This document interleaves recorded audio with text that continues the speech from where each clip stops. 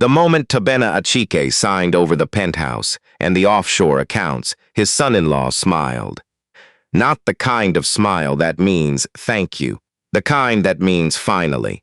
And his daughter, Amara, standing right beside her husband in that hospital room, didn't say a word, didn't reach for her father's hand, didn't look at his face. She looked at the pen to make sure he'd signed in the right place. But what neither of them knew, what no one in that sterile room at Emory knew, was that the man in that hospital bed had been watching, testing, waiting. And the woman who would pass his test wasn't his daughter. She wasn't a business partner or a lifelong friend. She was the woman who emptied his trash, boiled his tea, and called him Uncle Toby, even when he told her not to. Before I tell you what happened next, I need you to do one thing. If you believe that quiet people are often the realest people in the room, the ones nobody watches, nobody credits, nobody sees coming, hit subscribe. Because this story is about exactly that, and it's about to break your heart before it heals it. Now let me take you back to where it all began. Tobenna Achike was 61 years old and had built everything himself. Born in Enugu, Nigeria, the third son of a schoolteacher who owned 2 shirts and pressed both of them every morning. His mother sold groundnuts at the roadside market and saved every kobo in a tin under her bed. When Tobenna was 12, she put that tin in his hands. "This is your school," she said. "Don't waste it." He didn't. By the time he landed in Houston at 24 with a master's degree in civil engineering and a duffel bag with a broken zipper, he had already decided what kind of man he would become. By 30, he had his first construction contract. By 40, Achike Development Group was building hospitals and highways across 3 states. By 55, $340 million, and had a corner office on the 42nd floor with a window that overlooked a skyline he had helped shape. He was the kind of man that Houston pointed to and said, "See, it's possible." But success is a strange kind of lonely. His wife, Adana, had died of breast cancer when their daughter, Imara, was 9 years old. He raised Imara alone, with the help of housekeepers and drivers and tutors, surrounded by every material comfort, insulated from every difficulty. He gave her everything he never had. Turns out, that can be its own kind of damage. Imara grew up beautiful and sharp and entitled in the way that only children who have never heard the word no from a parent can be. She graduated from Spelman, moved to Atlanta, married a man named Preston Cole at 28, a real estate developer, smooth talker, good-looking in that way that makes you trust him before you should. "I love him, Daddy," she said when she introduced them. "He makes me feel safe." Tobenna had looked at Preston across that restaurant table, watched him order the most expensive thing on the menu, without looking at the price, watched him talk about himself for 40 minutes without asking Tobenna a single question, and felt a cold settling in his chest. "Is he kind to you, baby girl?" he asked Imara later, in private. "He's wonderful, Daddy. Don't be suspicious." "I'm not suspicious. I'm your father." That's the same thing sometimes. He had laughed. He always laughed with her, even when he shouldn't have. The wedding was lavish, $280,000. The Four Seasons, Atlanta, 300 guests. Imara in a gown that cost more than Tobenna's mother had made in her entire life. He walked his daughter down the aisle and smiled and danced and gave a toast that made people cry. And he went home that night and sat in the dark for a long time, thinking about the look in Preston's eyes when they discussed the prenup. Not concern, not acceptance. Calculation. Things started small, the way bad things always do. Preston joined Achike Development Group as a strategic partner. Imara's idea, warmly pushed. He sat in on board meetings, asked questions about cash flow and asset allocation. Started referring to the company's projects as our portfolio. Tobenna noticed, said nothing, watched. Then came the medical crisis. October. Tobenna collapsed in his office, massive heart attack. He survived, barely, and woke up in a private suite at Emory Hospital with tubes in his arm and his daughter sitting across the room on her phone. "Baby," he said, his voice like gravel. She looked up. "Daddy." "Oh, thank God. How do you feel?" "Thirsty." She looked around for a nurse instead of getting up herself. That was the first thing he noticed. Preston arrived an hour later with a bouquet of flowers so large it needed 2 hands to carry. He set them on the windowsill where they blocked the light and sat down beside Tobenna's bed with an expression of deep and practiced concern. "We were so scared," he said. "You have to take better care of yourself, sir." 2 days later, in the same room, with Tobenna's cardiologist explaining the recovery plan, Preston interrupted to ask about the board's contingency protocol in the event of extended incapacitation. Not will he be okay. Not what does he need. What happens to the company if he can't come back? Tobenna closed his eyes and pretended to be tired. It wasn't hard. He was exhausted in a way that had nothing to do with his heart. The doctors said he needed 6 weeks of home rest, a full-time caregiver, reduced stress, and absolutely no work. Tobenna agreed to all of it. But in that same window of quiet, something had been forming in his mind, the kind of plan that only reveals itself when everything else falls away. He called his attorney, Wendell, from the hospital. "I want to tell you something," he said, "but first I need to know it stays between us. Always, Toby. I want to update my trust. But I want to do it quietly, and I want to do it in stages. I want to see what happens when people think the money is in play." Wendell was quiet for a moment. "What exactly are you testing? Who's here for me, and who's here for the portfolio?" He came home to the Buckhead estate in a wheelchair. Doctor's orders for the first 2 weeks, until his stamina returned. The house was large and quiet, staff reduced to 3. A driver, a groundskeeper, and a housekeeper who had been with him for 14 months. Her name was Celestine. Celestine Owusu was 32 years old, Ghanaian-American, born in Columbus, Ohio, to parents who had immigrated from Kumasi. She was not glamorous. She wore her hair in a natural puff, dressed in simple clothes, moved through the house like someone who understood that good work doesn't need an audience. She had a nursing assistant certification, a community college degree in hospitality management, and a laugh that she kept mostly to herself. Tobenna had barely registered her existence before the hospital. She was background. Furniture, in the way the truly useful people always become invisible. But when he came home in that wheelchair, it was Celestine who was at the door. "Welcome home, Uncle Toby," she said. She had started calling him that in his 2nd month, and he'd told her to stop, and she'd nodded, and waited 3 days and done it again. He'd stopped correcting her. She had converted the study on the ground floor into a bedroom so he wouldn't have to navigate the stairs. She had stocked the kitchen with the specific foods his cardiologist had recommended. No one had told her to do this. She had asked the doctor's office herself. There was pepper soup on the stove, not from a packet. Real pepper soup, with stockfish and uziza leaves, the smell of it filling the hallway. "You made this?" he said. "My mother's recipe," she said. "It's good for healing. She made it for my father after his surgery, and he said it worked better than the hospital food." Which isn't saying much, but still. He ate 2 bowls and slept better than he had in months. Amara arrived the next morning at 11. She was dressed for brunch.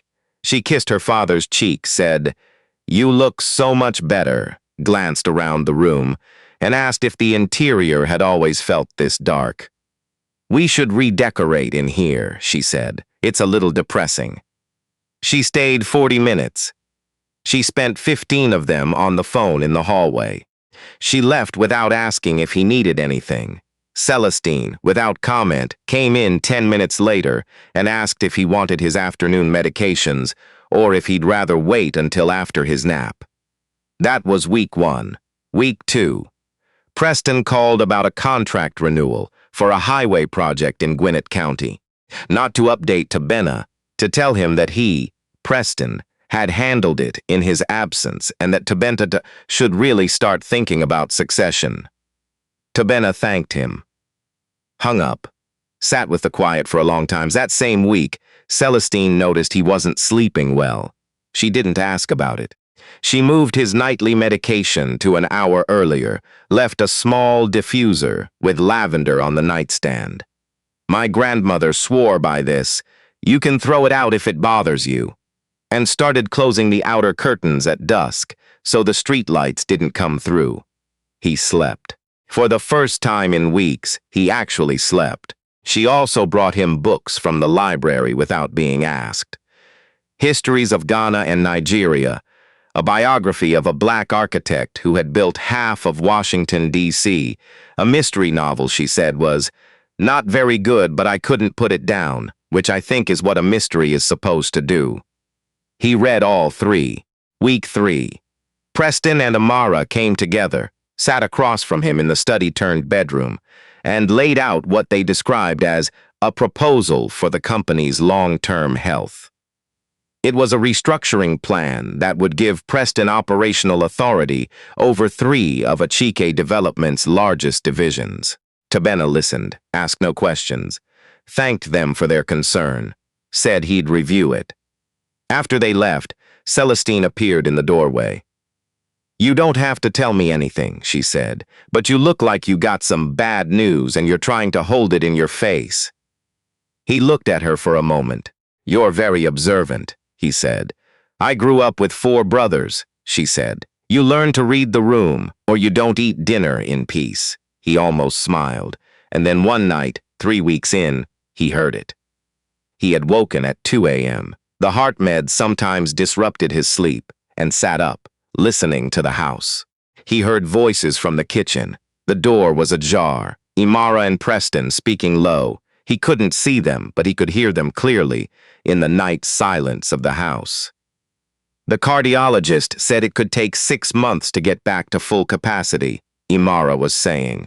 Or he doesn't, Preston said. Preston, I'm just saying. He's 61. He had a major cardiac event, and he's been under serious stress. The statistics aren't great. He's my father. He's also the reason we've been waiting 5 years to have real financial independence. Baby, if something happens, stop.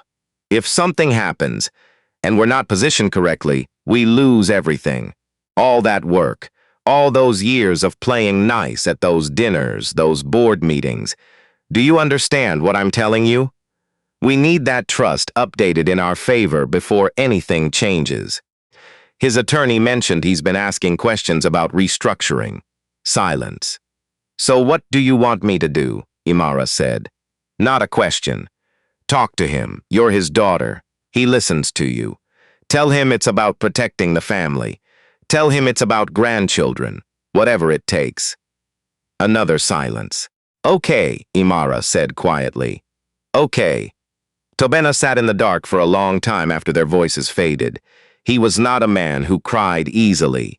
He had not cried when he buried his wife, had not cried when his mother died 3 years ago in Enugu, having never seen the city her son had helped build. He had kept it all somewhere internal, pressed down, the way men of his generation were taught to carry grief. But alone in that dark room, with the lavender diffuser still running on his nightstand, and the book Celestine had brought him sitting on the side table, he felt something break loose. He didn't know how long he sat there, but at some point he heard soft footsteps in the hallway. A gentle knock. Uncle Toby? A whisper through the door. I saw your light. He didn't answer. The door opened anyway, just a few inches. Celestine stood there in a sweatshirt and slippers, holding a small pot. Warm milk, she said quietly. My mother made it for me whenever I couldn't sleep. It sounds embarrassing, but it actually works. She looked at his face in the low light and said nothing for a moment.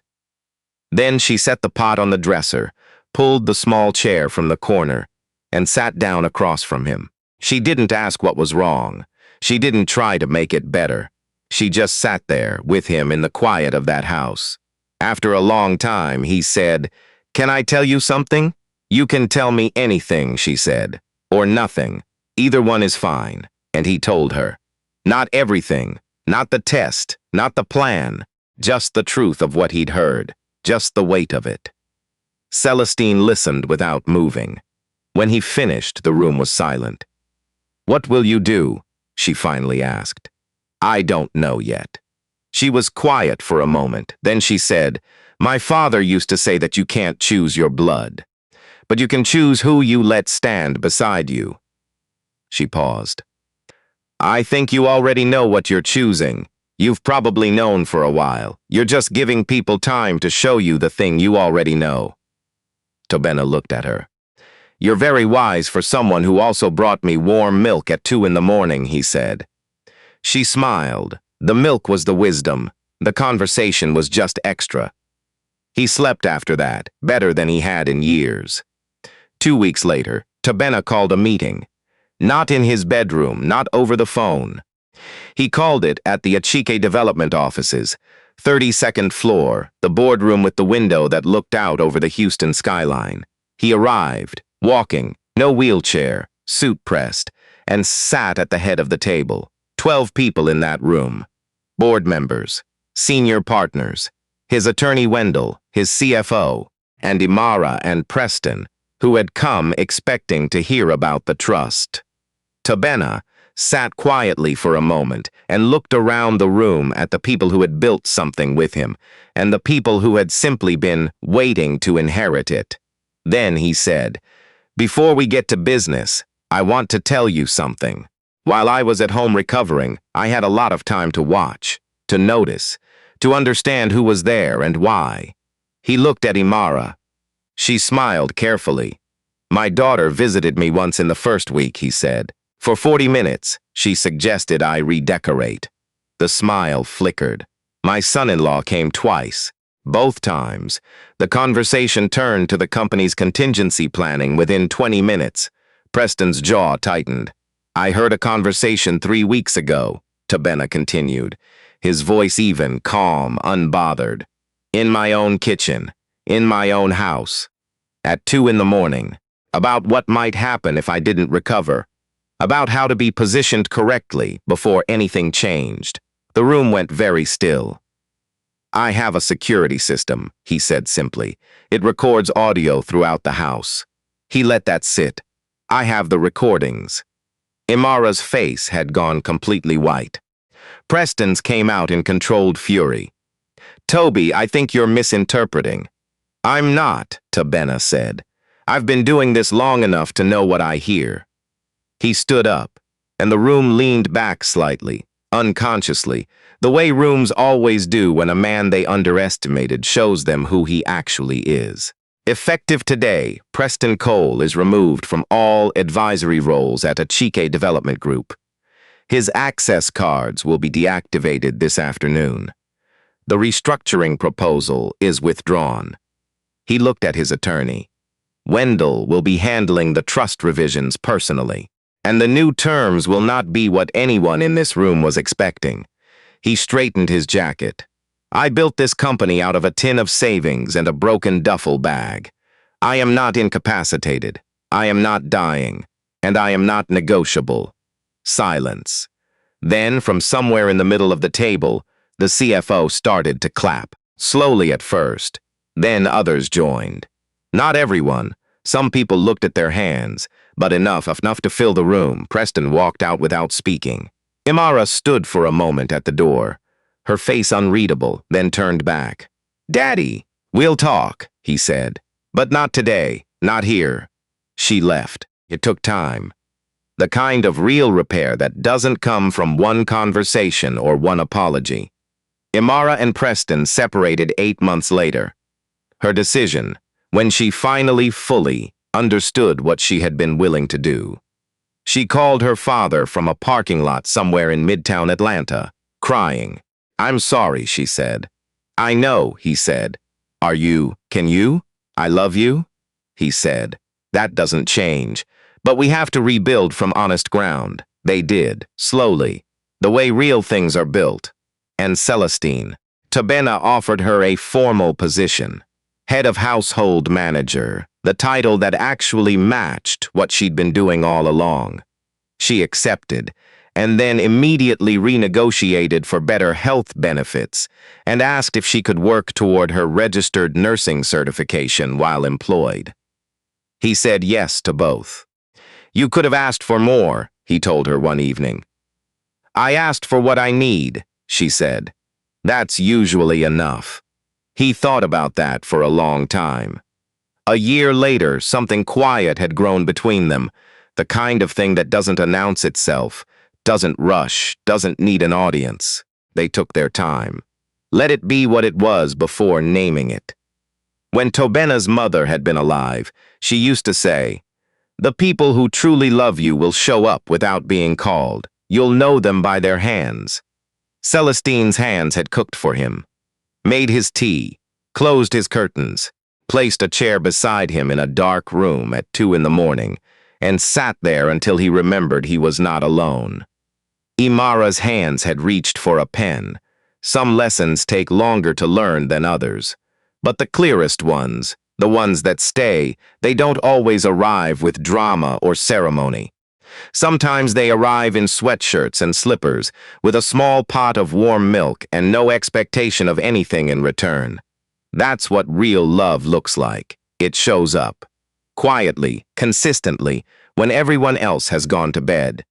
If this story moved you, if you've ever been the person in the background who nobody watched, or if you've ever had someone like that in your life and finally recognized them, subscribe to New African Folktales. Every story here is a lesson, and the archive never forgets.